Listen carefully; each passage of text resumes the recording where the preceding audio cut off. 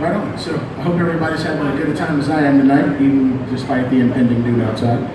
So I'm going to tell you all a couple jokes, hopefully share a couple laughs, and everybody with a smile on your face tonight. So, Sunday was just Father's Day, and it got me to thinking, what if Darth Vader didn't really need that mask to breathe? He was just wearing it to duck out on 20 years of intergalactic child support? Think of what an episode of Space Maury would look like. I think that'd be hilarious. Like his head in the jar like in Futurama going, "You are the father."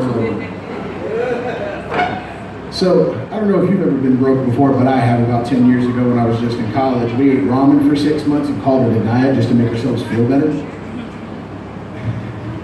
But we used to go to diners and eat them out of those complimentary crackers and jelly just because we were so broke that we ended up turning into a couple of condiment banditos.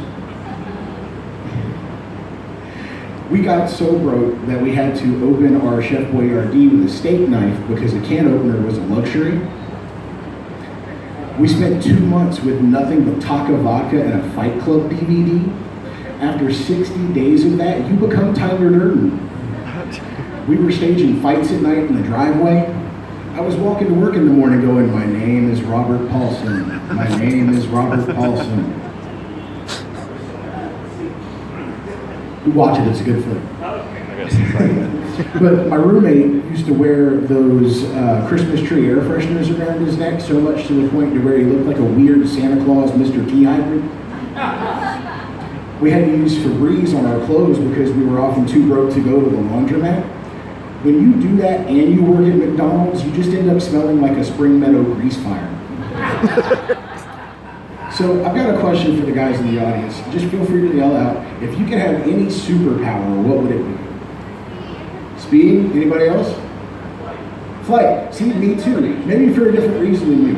I chose flight because I feel like I'm getting old and I just wanted to skip traffic on the way to work. So I realized also that the times are changing. Ooh, look at that feedback. So times are changing. I've got a whole closet full of Cosby sweaters that I just can't wear anymore. Too soon? Too soon? He was convicted, I don't feel bad.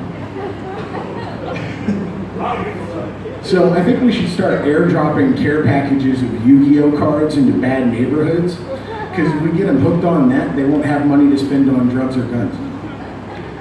And if somebody goes to mug you, you just challenge them to a duel. But I review books for a living, and I've noticed more and more that we're starting to put trigger warnings on our books, and it's starting to look like the back of a cigarette pack. Surgeon General's warning, this book might conflict you with perceptions different than yours. If you're offended easily, coloring books are on aisle 3. So I was watching Bob Ross the other day and tell me that guy is so easy to watch. You can just sit there for hours and hours and all of a sudden 6 paintings later it's nighttime. But I was thinking that he doesn't do the painting for the therapy. Bob Ross's therapy is cleaning those paintbrushes. He beats those things like they owe him money. But I'm gonna leave you guys with a fun thought. This one wasn't mine, but I had to share it. What's the difference between a dirty bus stop and a lobster with a boob job? One's a crusty bus station, the other's a busty crustacean. Thanks, my name is Joey, I hope you guys have a good night.